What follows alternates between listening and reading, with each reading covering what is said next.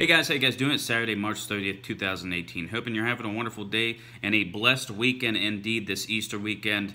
I pray for every single one of you, regardless of your faith, okay? It's all about love. It's all about love and family, and that's what we got to hold on to, guys. So, regardless of your faith, hoping you're having a wonderful weekend and a blessed weekend, guys, all right?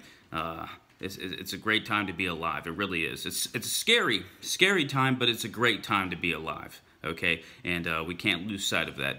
Breaking news we want to talk about today. Few things we need to talk about, all right? The row between Turkey and NATO, because I've talked about, from the past almost year that I've been on YouTube, discussing different situations happening around the world. Turkey and NATO are not getting along, okay? Their relations are shot, all right? The Turkey now and the Turkey from 10, 15 years ago are very, very different countries, all right, different entities. Okay, Erdogan seems like he's taking Turkey and moving them in a backwards direction, right? Okay, Turkey's becoming this Islamic caliphate. Okay, Erdogan seems like he wants to become the emperor of the new Ottoman Empire. All right, Turkey is buddying up with countries like Iran and Russia and China more than the West. That's why I've stated that Turkey is going to be out of NATO very, very soon. I don't see, over the next few years, Turkey actually staying in NATO. I just don't see it happening. I don't see it occurring. Unless we see some change internally in Turkey, I don't see it occurring, because the relationships between Turkey and NATO members like Great Britain, the United States of America, France, shattered. France is threatening to send Spec Ops troops to Syria, okay? Turkey is not happy about this. This just came out, I believe, yesterday, maybe the day before. Macron is avowing support for the Kurds.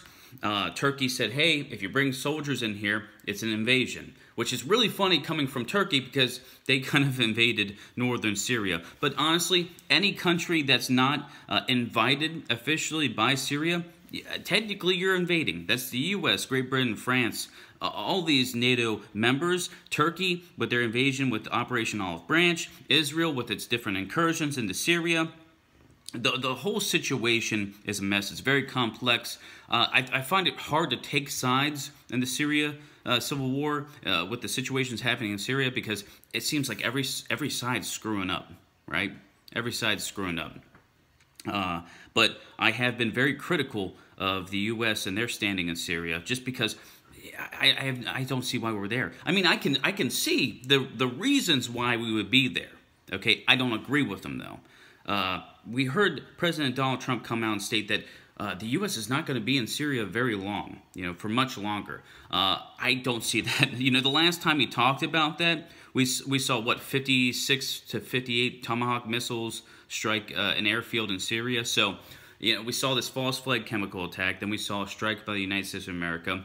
That's the last time he said, why are we in Syria? Why are we in Syria? So, maybe we'll see something like that again, because Russian intelligence has come out and stated that they believe that there is a third party in Syria getting ready for a chemical attack that's going to be blamed against Assad. Okay, it's not the first time we've seen it. It won't be the last. So we need to keep our eyes open for that, because when Donald Trump says that the U.S. needs to get out of Syria, don't see it happening, especially with the troop movement, the deployments that we see around that area. Makes no logical sense.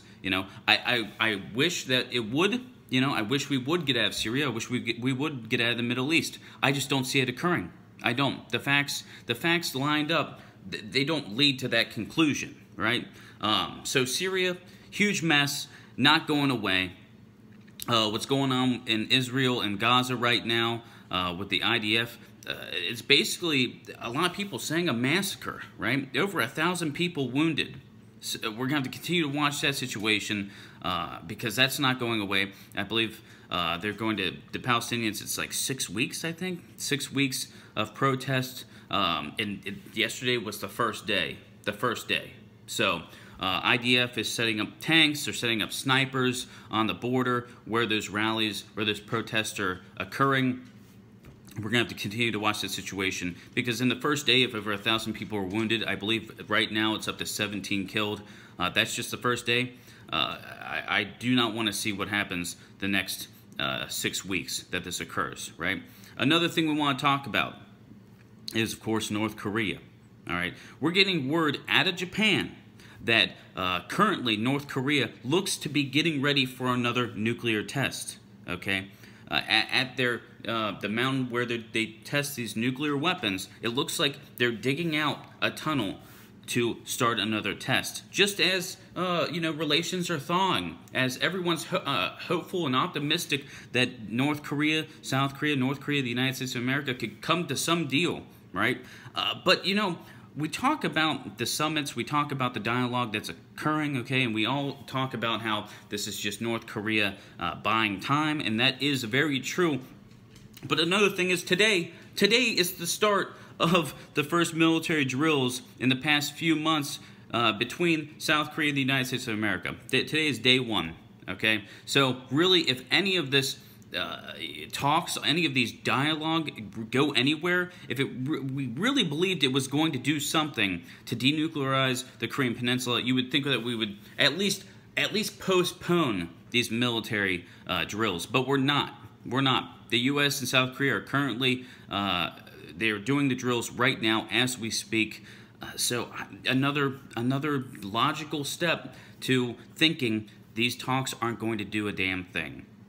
This are all things that we need to continue to watch, guys.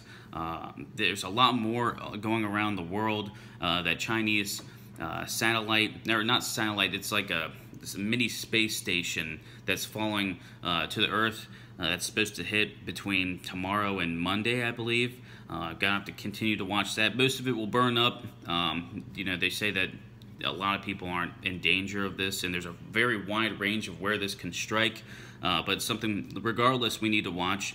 As more information about that, North Korea, Syria, Israel come out, I'll let you guys know. We'll talk about, we'll discuss it, guys. I hope you're having a wonderful, blessed weekend. Truly, I pray for you. Please pray for me. Pray for everyone in the world. All right, we all need prayers. We all need a little bit of beer, guys. Get some beer in you. Get some prayers out there. And as always, guys, keep your eyes to the skies. God bless.